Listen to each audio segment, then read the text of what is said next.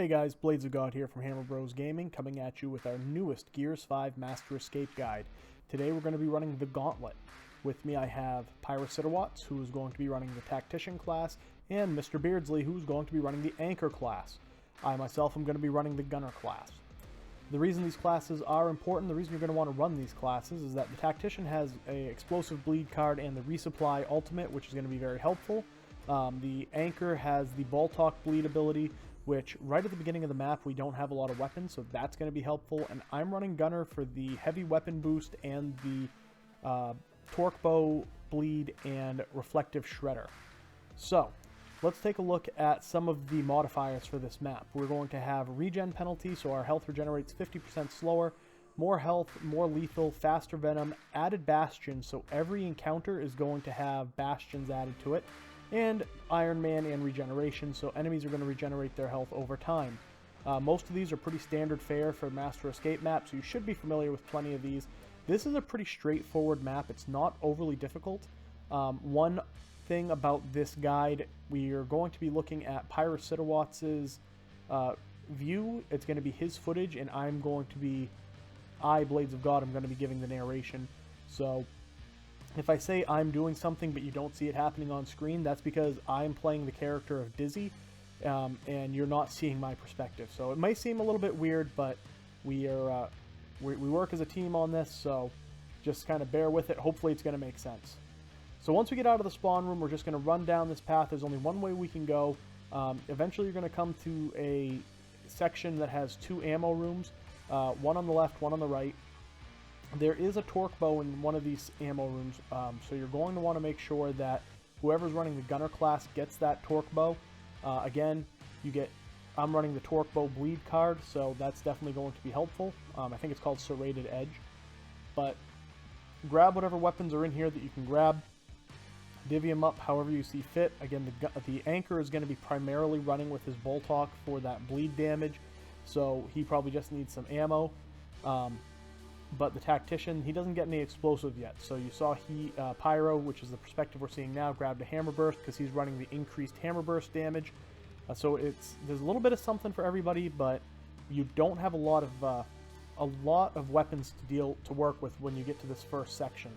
So when you come into this first area, you're either going to have a Scion and a Stump, or you're going to have two Scions and there's going to be bastions protecting them.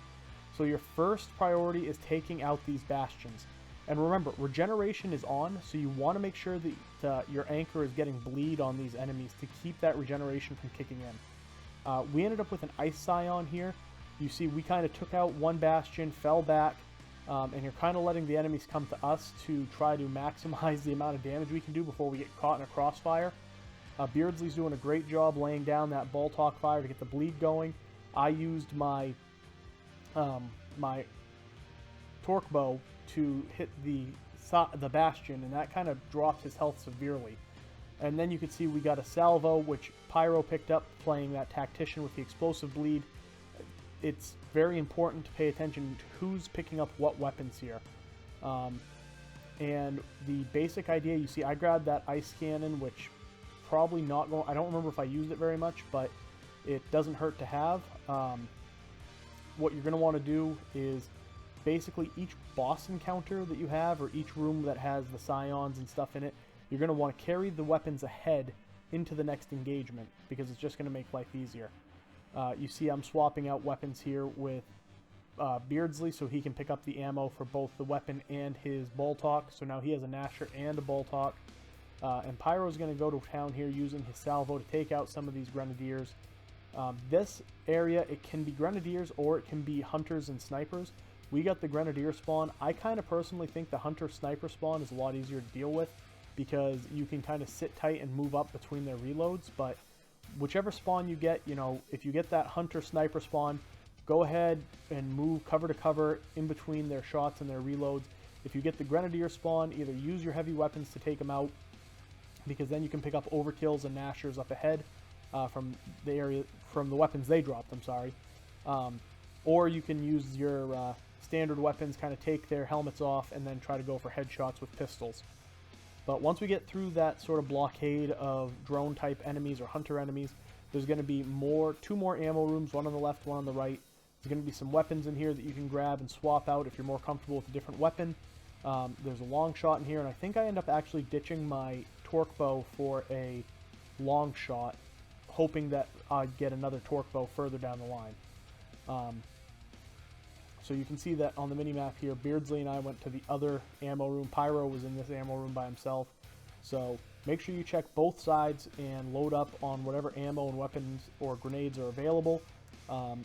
These encounters aren't too bad as long as you're using that bleed damage to negate the regeneration. So once you have picked up all the weapons and ammo that you're going to need or that you can carry, we're going to start moving ahead again. And remember, you do have the Tactician's resupply that should be ready. Well, you can see Pyrociterwatz's resupply is just about ready now, so you can always use that as well to top off your ammo after these encounters. So here we are. We've got a Scion that's coming at us. You get Juvies that come down at this point. We decided that Pyro was going to drop his resupply now so we could get some more shotgun ammo and long shot ammo to hopefully take out those bastions. Ideally, you would want to push further up and have the Tactician use that salvo to take out the bastions and hopefully get some damage going on the Scions as well. We sort of had a little bit of indecisiveness on what we were going to do. That's why we didn't push as hard as we should have, but we got the drop shot Scion and a Mulcher Scion, so I actually end up as the gunner picking up that Mulcher because I am running the Mulcher damage card, and Pyro's going to pick up that drop shot that the Scion dropped. And you can see we're sort of upgrading our weaponry as we go here. Take out a few enemies, get better weapons along the way. Once you take out the two, I don't know if you want to call them bosses or whatever, the Scions in this room, you are going to have Juvies and Imagos to deal with. The Imagos have the Enforcers, so they're not a real big deal or a real big threat, but you don't want to rush. Take your time. You can see we're ahead of the Venom pretty well here, even with faster Venom being on. You don't need to worry about the Venom pushing you too badly. Just keep a pretty steady pace, and yeah, that's about all you need to know about that, really. Check around in these rooms because there's normally some ammo pouches and explosive ammo pouches and regular ammo pouches to be picked up, so don't leave that behind. Make sure you top off your weapons in between runs, and then once we exit this room and kind of go up the next curving ramp, we're going to run into another batch of drone hunter type enemies. So you're going to come up here, and just like last time after we fought the first Scions, there's going to be more enemies up here. This time we have the hunters. So you're going to want to either push up in between their shots. You can see some of them are using Marxas, some of them are using torque bows, and basically either move up as they reload or sit back. Again, if you've got time like we do right now, take your time, pick your shots. Beardsley's doing his best again with that Voltalk to try to lay down some bleed damage on some enemies. And I'm doing my best to try to move up and, close on who I can, but that didn't work for me. I ended up getting down. So remember, the gunner class does have that reflective damage, that reflective shield, so you can kind of run out into the middle, activate it, and then as you're taking damage, it will reflect that damage, all of the damage, back to the enemy that's dealing it. And if you have the reflective bleed card equipped, you'll actually inflict bleeding damage on them as well. So you can see right there, I just used my shield. It wasn't a great use. I did bleed out a couple of enemies, or I damaged a couple of enemies, and then Beardsley finished him off with his bleed. But the idea was we just wanted to keep a good pace, so we decided that I was going to push up ahead a little bit, be a bit more aggressive, draw some fire so the teammates could move up and close in on the enemies. But again, just like the last time, once we get past that blockade of drones and hunters, you're going to have two more ammo rooms.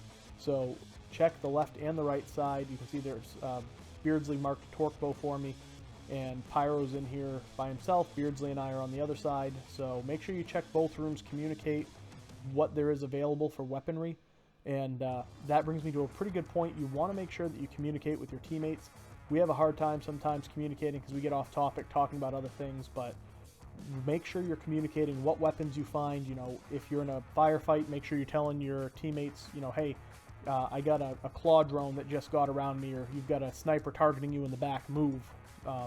We've failed quite a few of these escape maps just because we weren't communicating properly. Anyway, back to the map.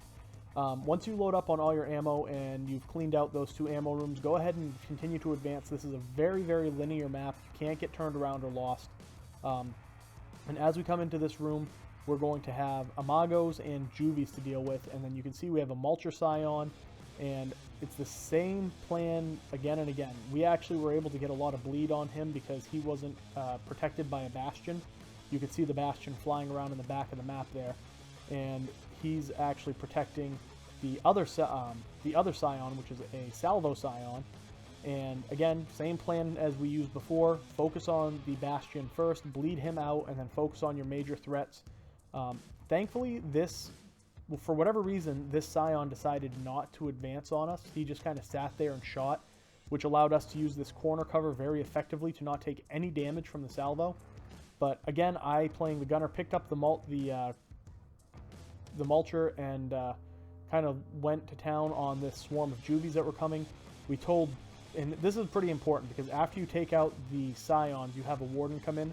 So you're going to want to have your Tactician grab that Salvo and start shooting at the Warden as he comes down. You can see Pyro bled him out really, really quickly using that Salvo.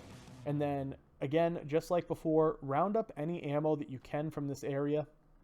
Hold on to any heavy weapons that you can, because we've got one last real push before we get to the exit. And unlike most of the rest of the map, this isn't a Scion encounter. This is just a lot of Hunters, a lot of Grenadiers, and maybe some standard Imagos, I can't remember. But you've got a lot of these drone enemies who are advancing on you. You can see right there on the ramp, I think there's 5 or 6. So this is a great time for your gunner to run out there, activate his reflective bleed. You see that I did that and took out, bled down, or at least damaged a lot of enemies while trying to go to town with that triple melee. And if you don't know what the triple melee is, it's if you're using a controller, you push B to melee, B again to melee a second time, and that stuns your enemy, and then B a third time to execute them. Beardsley here, you saw I was down crawling back. Beardsley used his shield so he could come up and revive me. We got our team back on our feet, and things get a little hairy here. I keep getting shot again and again and getting downed repeatedly. We saw the Venom was literally right on top of us at this point, so we're starting to panic. We push a little bit. Normally, we don't normally see the drones push that hard and that far up. Normally, a few of them will sit back here and wait for you to come to them, but for whatever reason, this time, literally all of the enemies pushed down to come after us. So that was sort of just an unfortunate bit of RNG on our part, but the strategy is still pretty much the same. You want to use whatever bleed damage you can, that reflective ability on your Grenadier, on your gunner, just to draw fire away from your allies so they can get bleed damage going, and just try to endure the onrush. But so here we are at the very end. If we had grenades, we would have been setting them on that ramp as they came up.